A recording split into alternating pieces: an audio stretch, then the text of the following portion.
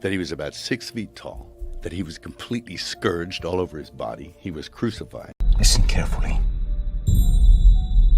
because I'm going to tell you what is about to happen. Absolute and uncompromising surrendering to a higher power, things that are beyond my control. And I was overwhelmed with emotion. I was like...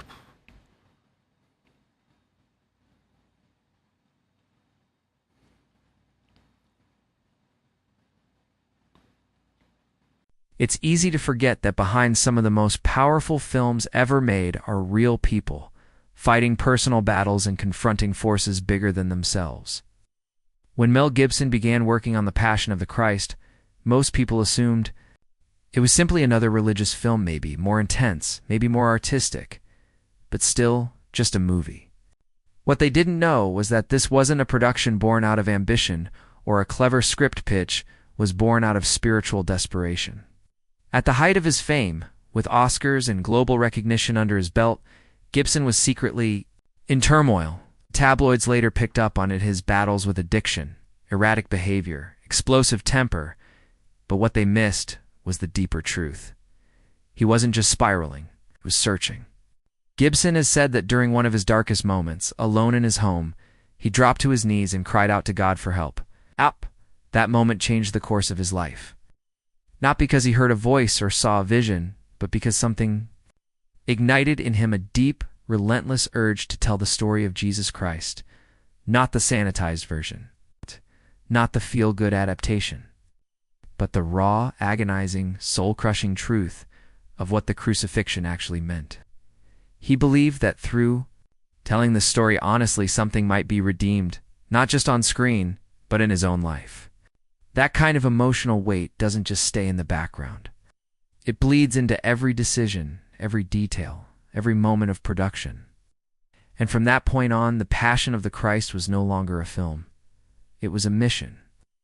One that would defy Hollywood, fracture friendships, and possibly summon forces no one could understand. Mel Gibson faced rejection after rejection.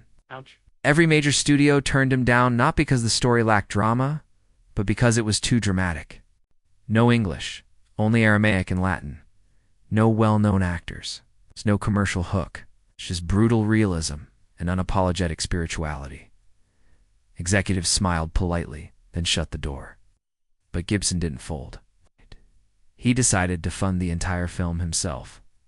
$30 million of his own money for production, and another $15 million for marketing.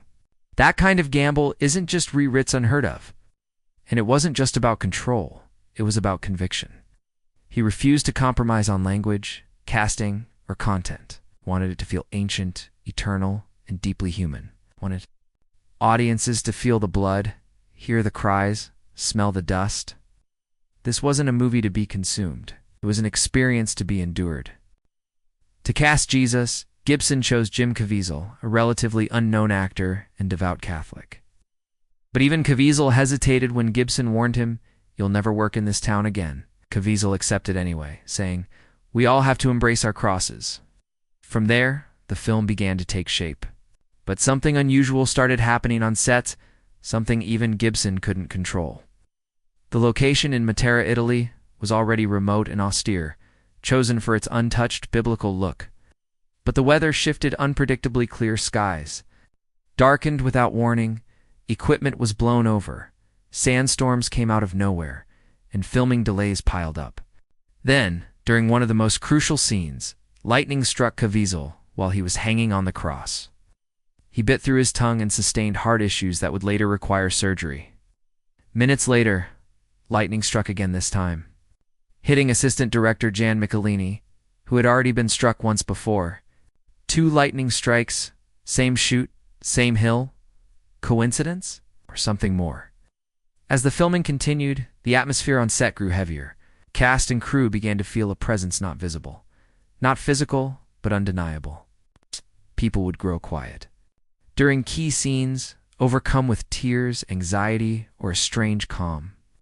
Some reported nausea or dizziness during the scourging or crucifixion scenes.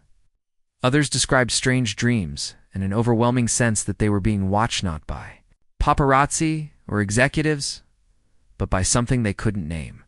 Caviezel's suffering didn't stop with the lightning strike. During the scourging scene, a whip was accidentally misfired and tore into his back, leaving a scar over a foot long. Later, he dislocated his shoulder while carrying the cross. Some of the screams in the final cut were not acted, they were real. He also developed hypothermia during the extended crucifixion sequences, which were shot under freezing conditions. Makeup artists struggled to tell the difference between applied bruises and actual wounds. His body, much like his spirit, was pushed to the edge. And here's the eerie part: Caviezel's initials are JC, and he was 33 years old during filming. The same age as Jesus at his death. Now, skeptics will call this coincidence. But for those on set, it was hard to ignore the symbolism, the suffering, the sense of something divine or perhaps otherworldly pressing in. And while Mel Gibson never made public statements about supernatural events, those close to him say he changed, became quieter, more withdrawn, began each day with prayer, and was often seen walking the set alone, murmuring scriptures. This wasn't filmmaking anymore. It felt like a battle, spiritual, emotional, existential, one that was testing the limits of everyone involved. When The Passion of the Christ was finally completed, it didn't roll out like other blockbusters. There were no red carpets or media blitzes. Gibson took it to the church's evangelicals, Catholics, pastors, priests. He organized private screenings in church basements and fellowship halls. Word of mouth spread like wildfire. Congregations began renting out entire theaters. Some churches chartered buses to take members to see it. Sermons were preached about it. Prayer nights were held after screenings. It wasn't entertainment. It was an encounter. Religious leaders praised its authenticity. Others condemned it as violent or too literal. But the debate only fueled curiosity. What stunned everyone, especially the Hollywood insiders who had rejected it, was how the film exploded at the box office. Despite no major studio backing and minimal mainstream marketing, it grossed over $600 million worldwide. That's more than The Matrix Revolutions, The Last Samurai, or Mission Impossible 3. For a film in ancient languages with no big stars, that kind of success was, in every measurable way, miraculous. Gibson had defied every rule, ignored every industry voice, and still delivered one of the most profitable films of all time. But more than that, he delivered something unforgettable, something people didn't just watch, but felt. And for many, it wasn't the filmmaking that stayed with them. It was the atmosphere, the power, the unexplainable emotion. Even now, over 2 decades later, people still speak of that movie in hushed, reverent tones. And when asked about the strange occurrences on set, Gibson has only ever offered a cryptic answer. To this day, no one can explain it. Analysts were stunned when The Passion of the Christ opened on Ash Wednesday and in a single day raked in $23.5 million. By the end of the opening weekend, that number had surged to an astonishing $83.8 million, making it the highest-grossing February debut ever at that time. What followed was nothing short of historic.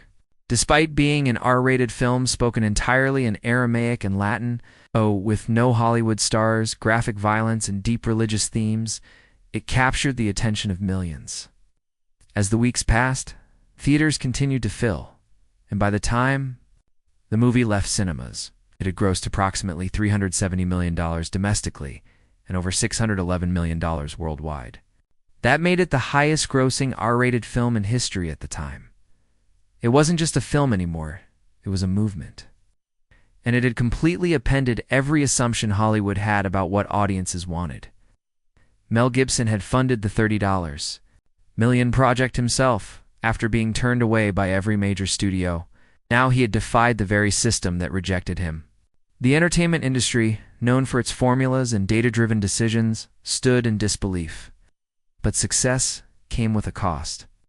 Even before the film's release, The Passion had ignited a firestorm of controversy, especially from Jewish Organizations like the Anti-Defamation League that claimed that the film leaned too heavily into the damaging belief that the Jews were solely responsible for the death of Jesus, a narrative historically used to justify anti-Semitism in the West. Abraham Foxman of the ADL warned that the film could dangerously stoke old prejudices in those already inclined toward hate. Mel Gibson, for his part, insisted he was simply depicting the events as recorded in Scripture. But that explanation didn't satisfy everyone.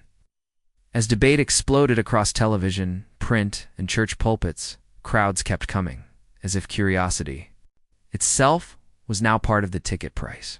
Another criticism was the film's unrelenting violence.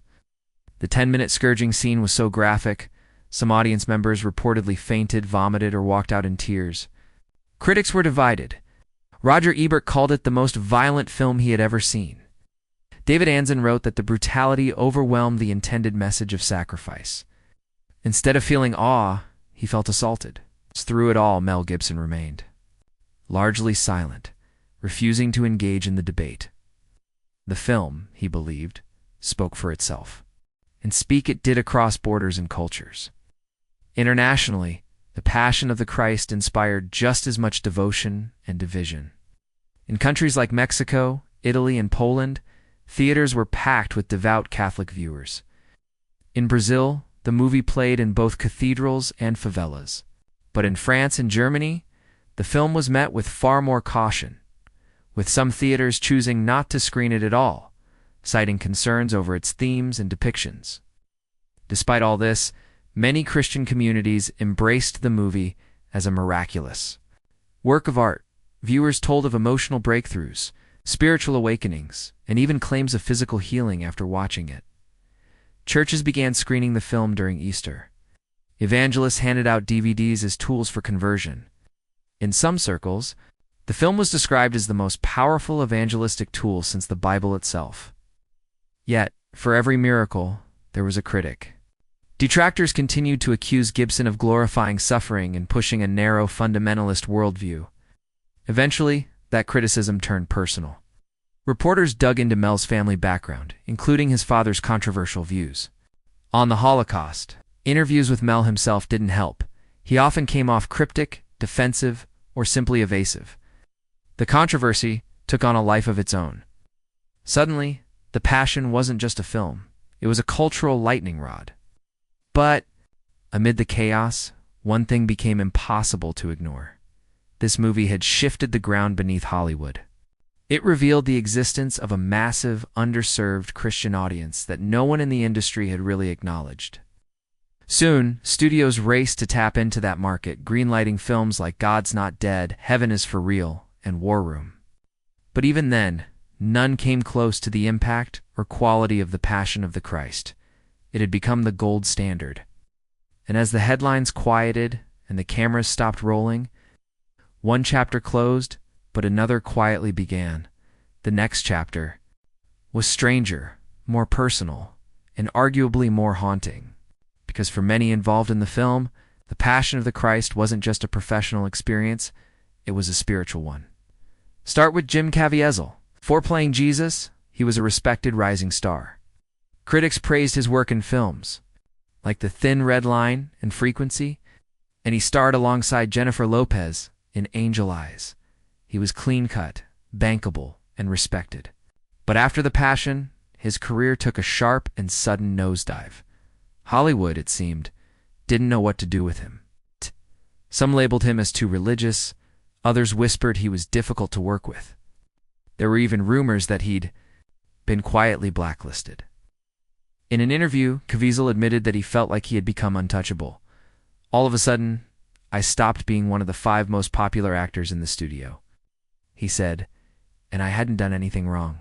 I just played Jesus. But Caviezel has never expressed regret. For him, it wasn't just a role, it was a calling. In the years that followed, he leaned even more deeply into his faith.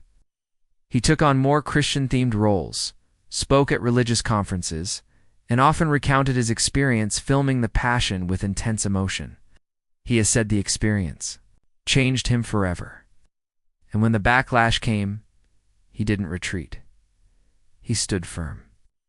I was called anti-Semitic and everything, he said, but I had no choice but to defend my faith. His conviction, even at great cost, became a defining part of his public identity. And yet, even Caviezel admitted that what happened on set went beyond acting. It touched something deeper. For Mel Gibson, the aftermath was even more dramatic. After proving every critic wrong and delivering a global phenomenon, he should have been riding the highest wave of his career. But instead, he began what many described as a public unraveling. In 2006, he was arrested for driving under the influence. And during the incident, he launched into a drunken tirade that included anti-Semitic slurs. The media went into a frenzy. In an instant, he became a pariah in Hollywood. But it didn't stop there. Tabloid scandals followed. Phone recordings were leaked. Accusations of abusive behavior piled up. The fall from grace was swift and complete. But those who had worked with him on The Passion saw something different. They said the film had changed him, that something shifted in him during the making of the movie and, not necessarily in a way that he could control.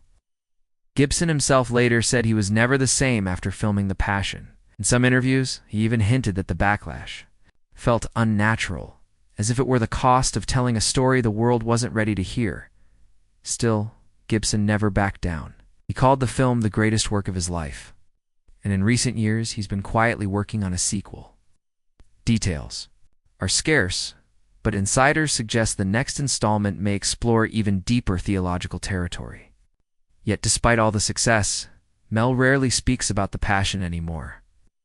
Those close to him say that certain parts of the story remain off-limits. Some memories, apparently, are too heavy to revisit. But it wasn't just the stars who were affected. The crew behind the scenes also experienced something strange, something they still rarely talk about. According to multiple reports, people began reading the Bible between takes. Some sought out baptisms during production. There were stories of dreams, visions, even unexplained feelings of being overwhelmed. People who had no prior religious leanings suddenly began re-evaluating their beliefs. One of the most dramatic transformations came from Luca Leonello, the actor who played Judas, a self-proclaimed atheist before filming began. Leonello reportedly converted to Christianity during production. That shift wasn't unique. Technicians, extras, and behind-the-scenes workers later shared stories of spiritual awakenings. But here's the part no one expected. Many people involved in the film now refuse to talk about it. Not because of scandal or NDA agreements, but because of something deeper. Actors with minor roles like Roman soldiers or townspeople have turned down interviews. Some journalists who tried to dig into the behind-the-scenes stories found a strange wall of silence. There was no scandal to uncover, just ... quiet. Some say it's reverence. Others believe the weight of the story left a lasting imprint that people simply don't know how to explain. There are even whispers that something supernatural happened on set, that this wasn't just a film shoot. It was something more, something sacred. And those who were there understand that, even if they can't put it into words, The Passion of the Christ wasn't just a movie. For many involved, it marked a spiritual turning point. Jim Caviezel's career suffered, but his faith deepened. Mel Gibson's reputation crumbled, but he remained fiercely committed to the story he told. Dozens of others, many of whom will never be household names, walked away changed. Some humbled, some haunted. And despite everything, few seem to regret it, because they all know something happened during that production, something that can't be captured on film or translated in an interview. Something personal, something sacred. And maybe that's why the silence persists. Maybe the real story of the Passion of the Christ isn't just what happened on screen, but what happened off it. For those who made the film, it became a cross of their own, one they still carry today. But what about you? Is the Passion of the Christ just another religious drama or something more? Let us know your thoughts in the comments. If you liked this video, make sure to hit the like button, subscribe for more, and check out the next video waiting on your screen right now.